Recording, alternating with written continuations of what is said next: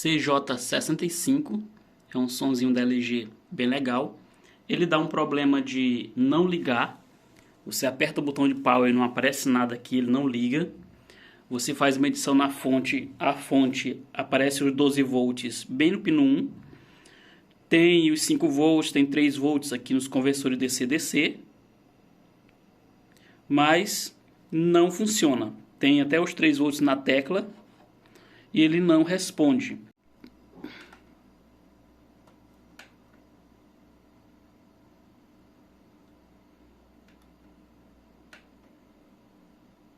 Colocando o osciloscópio no cristal oscilador X501, temos uma frequência de 32 kHz. Essa aqui é a frequência do clock. Tá bom.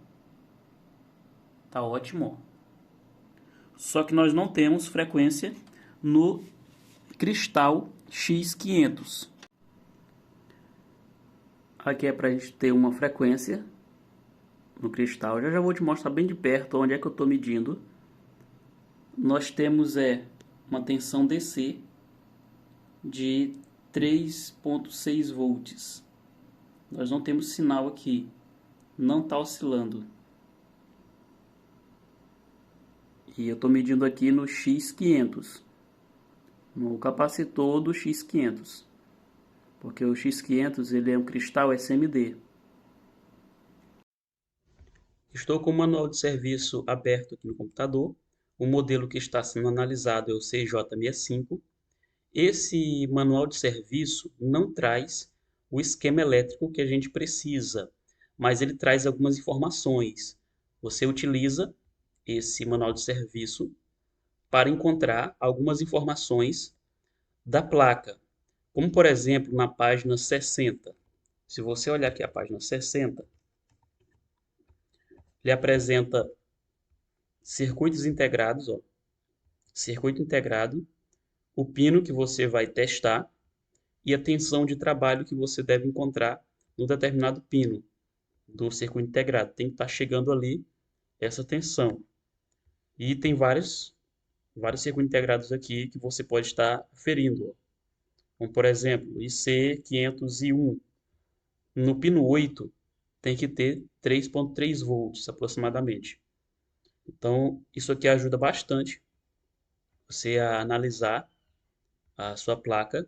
Tem também aqui informações dos conectores, quantos volts você vai encontrar nos conectores, ó. E também a referência de alguns capacitores, aqui o endereço de alguns capacitores, que você olha na placa, olha aqui o endereço do capacitor e você encontra o valor desse capacitor. Se você precisar fazer substituição de capacitor, esse manual traz aqui os valores.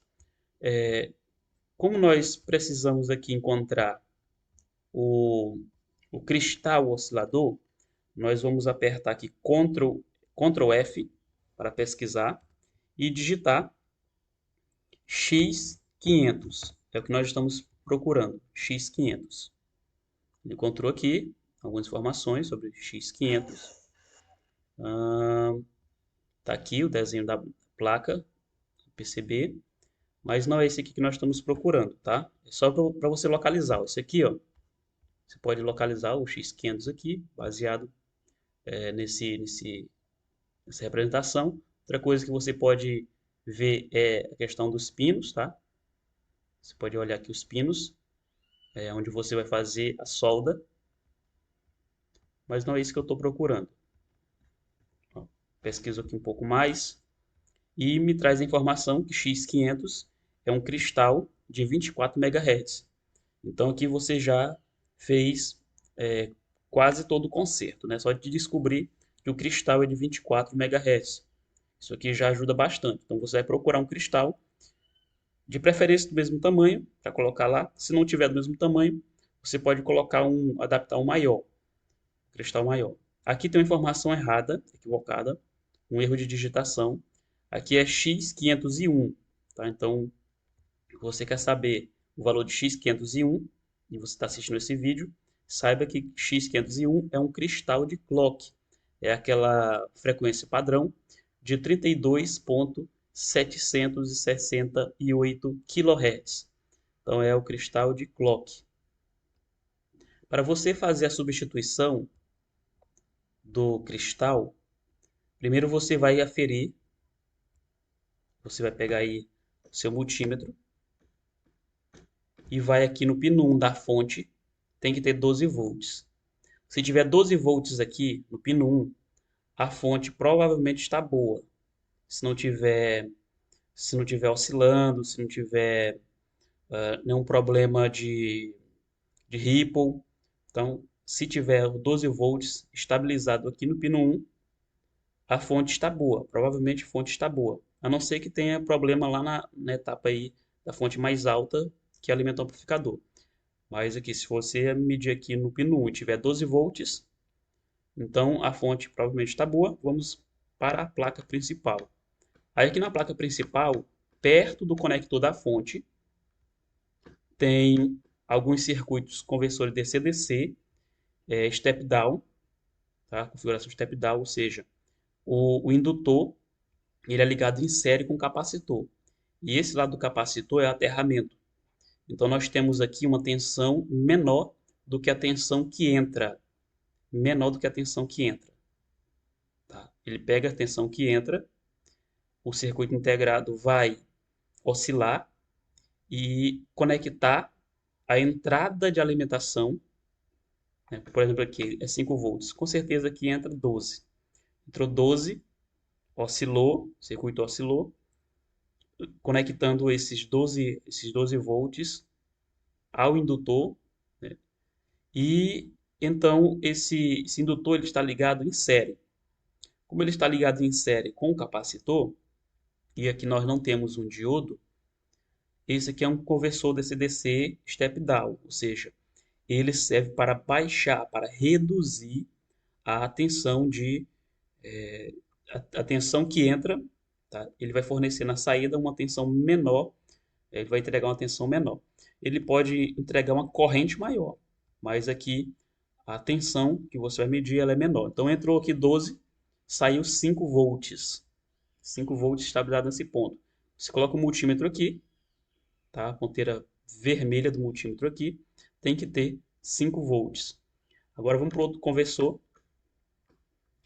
que é o IC100, circuito integrado IC100, que vai chavear esse indutor, que também está conectado em série com esse capacitor. Esse lado aqui é o terra. Então você vai medir desse lado aqui, ó. Tem que ter 3.3 volts ou 3.4. Nessa faixa aí, 3.3 ou 3.4. Se tiver 3.4, ele funciona tranquilo, tá? Não tem problema não. Se tiver um pouquinho assim alterado, lembra que se aqui tiver 5.1, 5.2, ele funciona, o circuito vai funcionar. A outra medição que você vai fazer é aqui de 1.2 volts para alimentar o processador. 1.2 volts. Tem que ter nesse ponto aqui, ó. Esse lado aqui é terra e esse lado aqui é o positivo, que é o lado que está justamente ligado em série com essa bobina. Se tiver essas tensões aqui, se tiver aparecendo essas tensões aqui, provavelmente vai ter oscilação lá no X501. Provavelmente vai ter oscilação aqui, ó. X501. Esse aqui, ó. Esse aqui é o de clock. Esse aqui é um cristal. Aqui é um pad do componente SMD. Aqui é um pad, aqui é outro pad que está conectado. E ele oscila em 32.768 kHz. Então você vai colocar o seu osciloscópio aqui. Coloca o seu osciloscópio aqui. Se tiver frequência aqui e não tiver frequência aqui, então o problema está nesse cristal. Esse aqui é o que mais dá problema, é o X500. Esse aqui pouco dá problema, é mais difícil dar problema esse. Pode acontecer. Mas esse aqui é campeão em dar problema, X500. O X500 ele é conectado com 4 pads debaixo dele. Eu já ensinei em vários vídeos aqui no canal, mais de um vídeo. Eu tenho certeza que eu publiquei mais de um vídeo explicando sobre essa conexão que tem aqui de baixo. Eu me lembro que eu já falei bastante sobre esse assunto. Aqui embaixo tem 4 conexões, eu te ensino a descobrir esses conectores que tem aqui. 2 desses conectores é o aterramento e 2 desses conectores é o conector mesmo do cristal mesmo, propriamente dito cristal, onde vai oscilar, onde vai ter frequência. Como o teu osciloscópio não vai conseguir tocar aqui nesses pontos aqui embaixo, você vai aferir nas extremidades desse capacitor, de um lado ou do outro. Vai ter uma tensão DC, um nível DC, e em cima desse nível DC vai ter uma oscilação na faixa de frequência de 24 MHz. 24 MHz. Não tendo essa frequência, só o nível DC, quer dizer que esse cristal ele não está oscilando. Então você vai tirar ele. Se você não tiver do mesmo tamanho, tem como adaptar. Tem como adaptar. Tira ele aqui e conecta os 2 fios. Para ele funcionar, só precisa de 2. Se você não usar o aterramento, funciona do mesmo jeito. Usando só dois conexão. Só que o engenheiro colocou aqui um pino de aterramento para aterrar na carcaça. Então, muitas vezes eu ligo essa carcaça aqui no terra, né? Se o engenheiro colocou, é porque tem alguma utilidade, né? Com certeza aí para bloquear, para evitar ruídos, interferências e instabilidades. Nós temos aqui o componente X500, é um cristal SMD. Perto dele nós temos 2 capacitores. A parte central dos capacitores está ligada no terra, no GND, e essa parte de cá é a parte do sinal, tanto um lado como o outro. Você coloca o osciloscópio aqui e coloca aqui. Então tem que ter sinal numa dessas extremidades do capacitor. Coloquei aqui, não tem sinal, e coloquei aqui, também não tem sinal. Nós vamos substituir esse componente por um cristal de 24 MHz. Eu encontrei um cristal de 24 MHz em uma placa. Ele é um pouquinho maior, mas serve. Fiz a substituição colocando aqui o cristal conectado nos mesmos pinos. A diferença é que o cristal é um pouco maior, não cabe ali, mas eu coloquei alguns fios de cobre, conectando o cristal na trilha. Eu vou passar cola para prender esse cristal aí. E o som já está funcionando.